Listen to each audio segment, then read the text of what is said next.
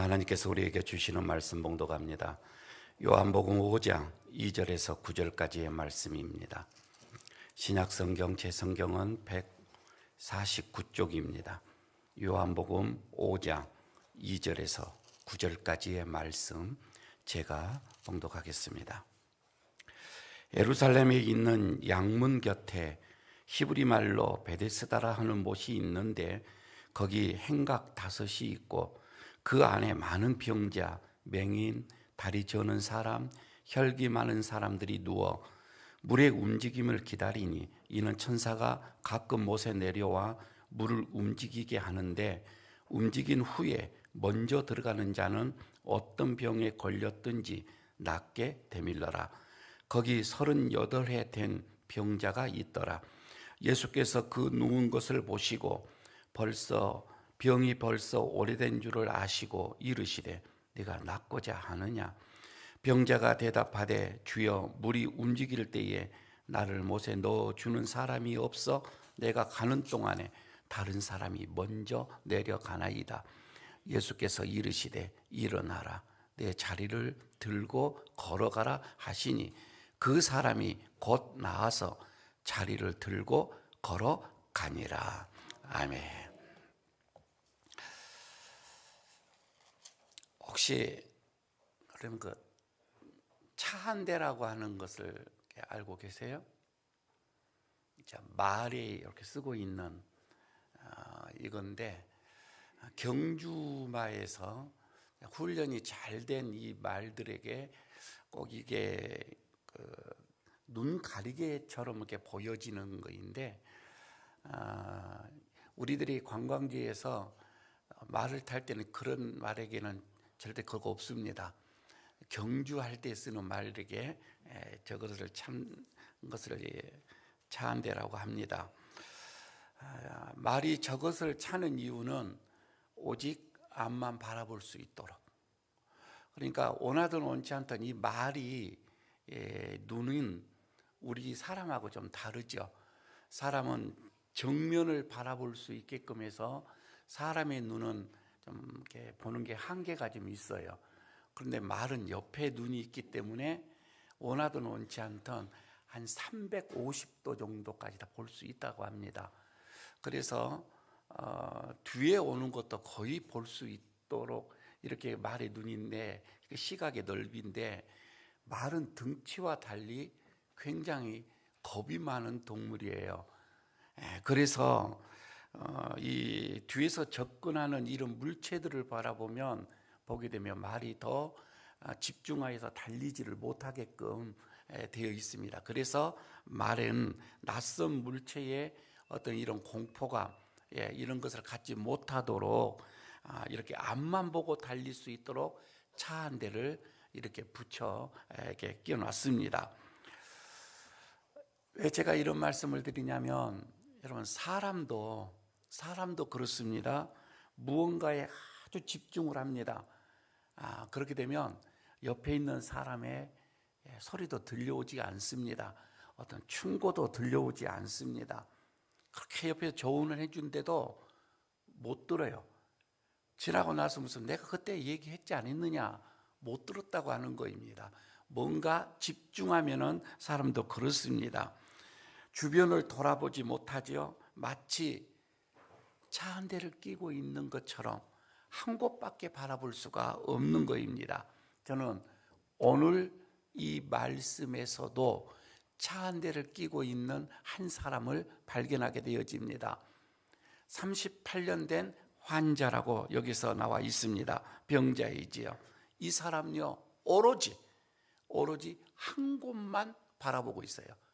어디? 베데스다 연못입니다. 38년 된 병자라고 했습니다.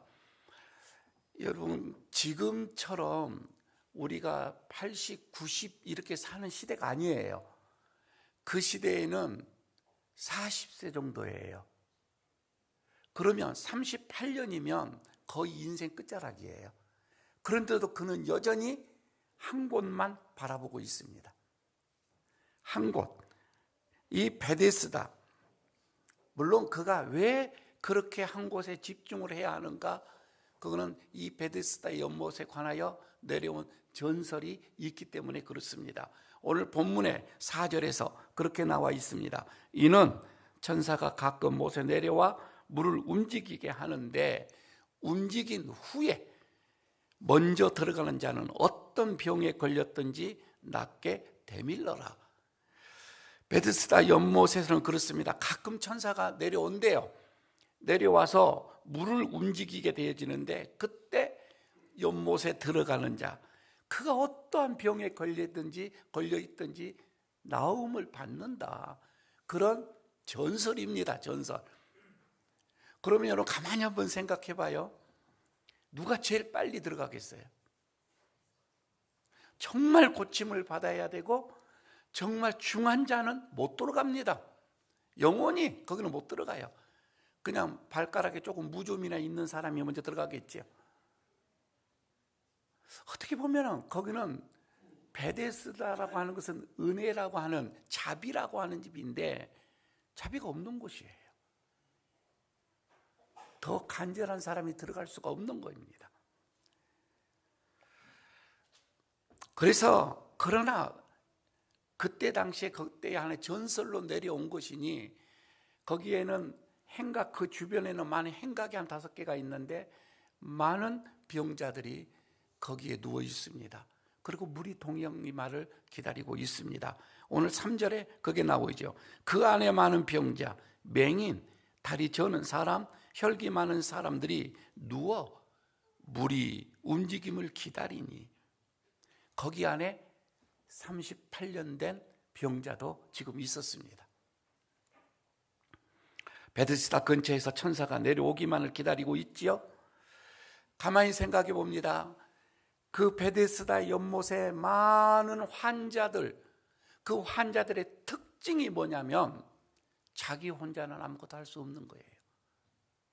자기 혼자서는 어떻게 들어갈 수도 없는 그런, 어떻게 보면 그런 상황 속에서 그들은 서로 들어가려고 합니다. 혼자 할 수 없는 그런 상황 속에서도 그를 먼저 들어가려고 몸부림치는 그 한번 현장을 생각해 보시기를 바랍니다. 얼마나 치열한 경쟁의 터전인지, 스스로 아무것도 할 수도 없음에도 불구하고 거기를 들어가고자 하는 간절한 그들의 마음, 얼마나 그들에게는 절망이 있었고 거기에는 좌절이 있었고 거기에는 고통이 있었고 거기에는 어떻게 보면 분노가 또 치솟는 그런 현장일 수도 있는 거예요. 그런데 말입니다, 이런 치열한 현장에 우리 예수님이 찾아오십니다. 자, 오늘 3가지를 이 말씀 속에서 보게 되어진데, 첫 번째는 무슨 얘기예요? 우리를 먼저 찾아오시는 주님을 여기서 발견하게 되어집니다. 여러분, 예수님이 먼저 찾아오셨는데 다른 복음서를 보게 되어지면 예수님이 예루살렘에 잘 오지 않으셨어요. 공생의 기간은 대부분 갈릴리, 그 다른 지역에서 사역을 하시고 복음을 전하셨는데, 그리고 끝자락에 예수님의 사역 끝부분에 십자가를 지시기 위해서 예루살렘에 들어오십니다. 그런데 요한복음만큼은 한두 번 예수님이 사역 기간에 여기에 들어오십니다. 예루살렘에 이게 들어오시는 그 상황 중에 하나가 오늘 여기 베데스다의 이 환자들에게 찾아오시는 이 모습이에요. 그런데 왜 예수님께서, 지금 이 요한복음 기자는 그렇습니다. 왜 예수님께서 예루살렘에 오신 그 이유가 뭘까? 그리고 이 베데스다의 이 연못에서 이 환자들을 치료하는 표적의 이 사건, 무엇은 이유일까? 이거는 요한복음 끝자락에 보면 나옵니다. 요한복음 20장의 31절에 그렇게 요한이 얘기를 합니다. 오직 이것을 기록함은 너희로 예수님께서 하나님의 아들 그리스도이심을 믿게 하려 함이요, 그리고 또 하나 너희로 믿고 그 이름을 힘입어 생명을 얻게 하려 함이니라. 이게 목적이었었습니다. 여러분, 그렇습니다. 예수님이 하나님의 아들 그리스도이심을 믿게 하는 것, 그리고 생명을 얻게 하기 위해서 주님께서는 지금 먼저 예수님이 예루살렘에 찾아오셨고 표적을 지금 베풀어 주시는 거예요. 참 생각해 보시기를 바랍니다. 인생의 막바지에 그래도 여전히 마음속에 미련이 있어요. 인생의 끝자락인데도 여전히 미련이 남아서 차마 떠나지 못하고, 하면 오늘 내가 그 은혜를 입을까? 하면 내가 먼저 이 우물 안에 들어갈 수 있을까? 차마 그것을 떠나지 못하는 그 인생에게, 아니 희망이 없는 그 인생에게, 그곳에 있으면 언젠가는 한 번쯤은 내가 먼저 연못에 들어갈 수 있으리라고 하는 그런 막연한 기대를 가지고 살아가는 그 인생에게, 마치 차 한 대를 차는 경주마처럼 오직 치열한 이 경쟁사회 속에서 어떻게 보게 되어지면 모든 신경과 눈길을 한 곳 무언가에 집중하면서 그것이 얻어지기를 원하고 사는 그 인생에게 우리 예수님은 찾아오신다 이 말입니다. 그리고 우리 예수님이 묻습니다. 6절에 이렇게 묻죠. 예수께서 그 누운 것을 보시고 병이 벌써 오래된 줄 아시고 이르시되 내가 낫고자 하느냐? 내가 낫고자 하느냐? 이렇게 묻습니다. 오늘 두 번째 우리 예수님의 모습을 보입니다. 살리시는 주님이신 것을 여기서 발견하게 되어집니다. 예수님은 우리의 모든 것을 다 알고 계셔요. 그리고 주님은 우리를 살리시기를 원하시는 분이에요. 38년 된 그 병자, 자신에게 물으시는 예수님의 그 음성을 듣습니다. 비로소 그 음성을 듣고 그동안 그 베데스다 연못만 바라보고 있는 차 한 대, 다른 것은 보지 못하고 오직 그 우물만을 쳐다보고 있던 그 차 한 대가 벗겨지는 순간이에요. 그리고 예수님을 보게 되어지죠. 내가 낫고자 하느냐? 그 음성을 듣고 예수님을 바라보게 되어집니다. 이 순간, 이 38년 된 병자에는 차 한 대가 벗겨지는 순간이구나. 예수님이요, 그 병자에게 묻습니다. 네가 이 병이 얼마나 오래 걸렸느냐? 얼마나 이 병 때문에 고생했고 고통했고 얼마나 힘들게 살아왔느냐? 지금은 괜찮느냐? 이거 전혀 묻지 않습니다. 이런 거 묻지를 않아요. 지금 현재 상황이 어떠한 건지도 묻지도 않습니다. 왜? 우리 주님은 다 알고 계셔요. 다 알고 계시고 그것이 지금 중요한 것이 아니다 이 말이에요. 우리 주님께서 관심을 갖는 건 뭐예요? 살리시기로 작정하시는, 여러분, 이것의 핵심이다 이 말이에요. 내가 너를 살리겠다 이거예요. 그래서 다른 거 묻지를 않는 거예요. 예수님의 이 땅에 오신 사명은 우리의 생명을 살리는 길입니다. 살리는 거예요. 이러한 물음에 38년 된 병자는 이렇게 대답을 합니다. 7절입니다. 병자가 대답하되 주여, 물이 움직일 때에 나를 못에 넣어주는 사람이 없어 내가 가는 동안에 다른 사람이 먼저 내려가나이다. 예수님의 질문이 뭐예요?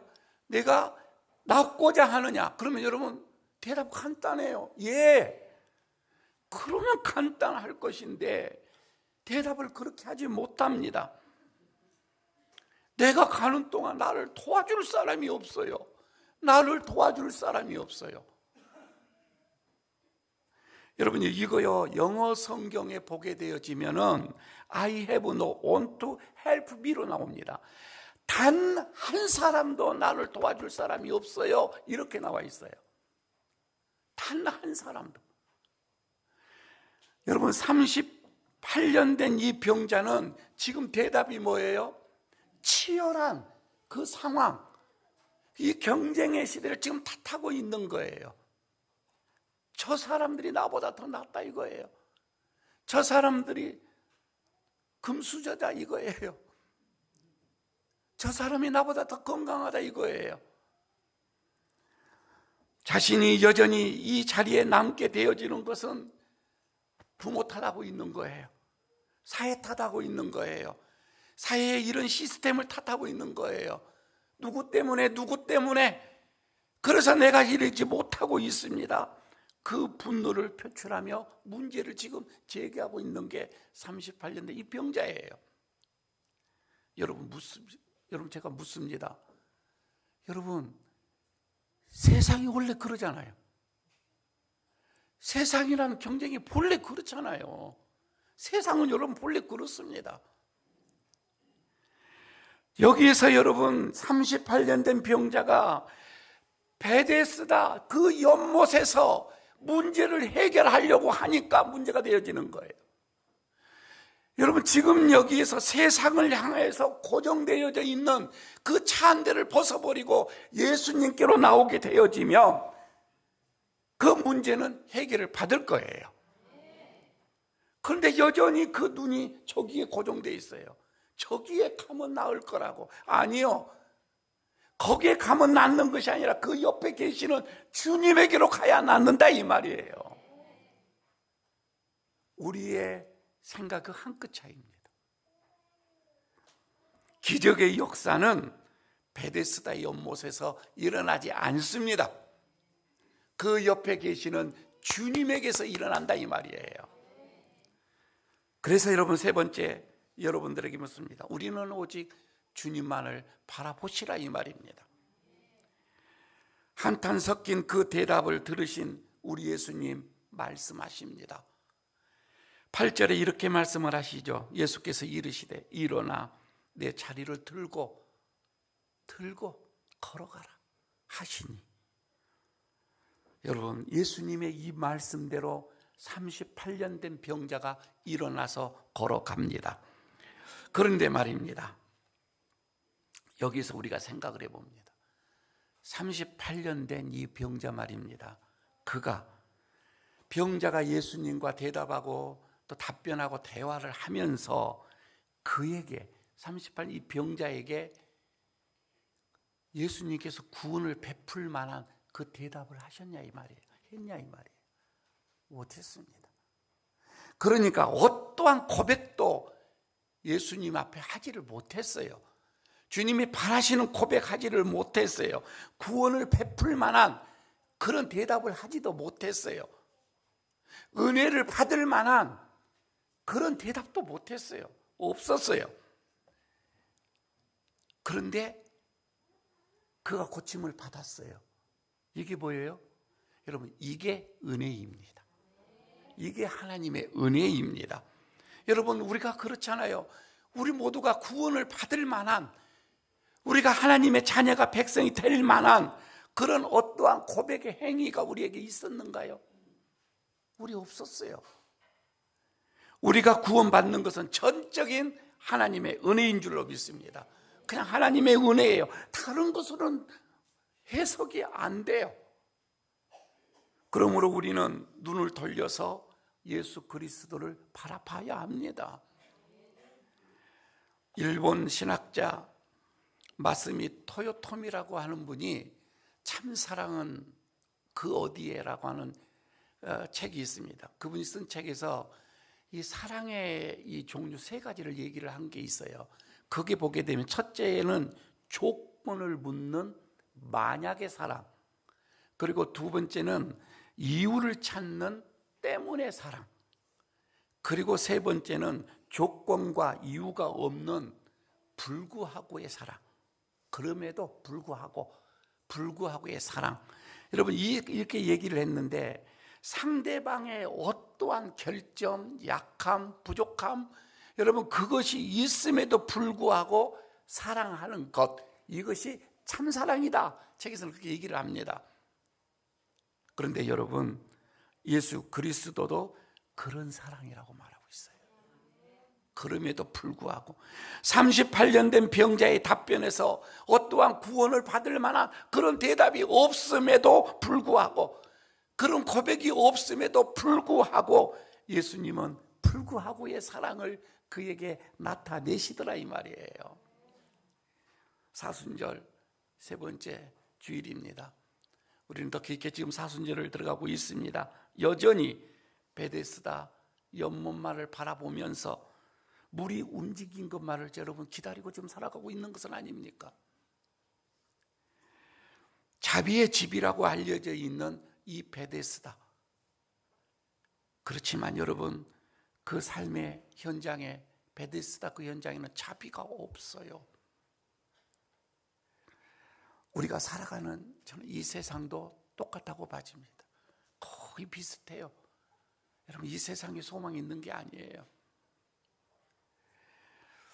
진정한 우리의 회복과 그리고 우리의 치유와 우리 속에 임하여지는 하나님의 이런 은혜는 이 세상의 베데스다에 있는 게 아니라 이 말입니다. 이거는 전혀 은총을 받을 만한 자격이 없는, 그럼에도 불구하고 찾아오시는 예수님에게 있는 줄로 믿습니다. 세상을 향하게 하는 그 차 한 대를 벗어버리고 다시금 주님을 바라보는 그런 사순절 셋째 주간이 되시기를 축복합니다. 아버지 하나님 감사합니다. 오늘 주님께서 우리에게 주시는 말씀, 세상의 차 한 대를 벗어버리고 주님에게로 돌아오라 말씀하여 주시는 주님, 우리의 눈을 들어 우리를 향하신 주님을 바라봅니다. 여기에 소망이 있고 여기에 우리의 꿈이 있고 여기에 은혜가 있고 사랑이 있음을 믿습니다.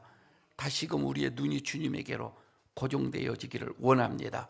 하나님, 우리에게 그럼에도 불구하고의 큰 사랑 허락하여 주옵소서. 예수님 이름으로 기도드리옵나이다. 아멘.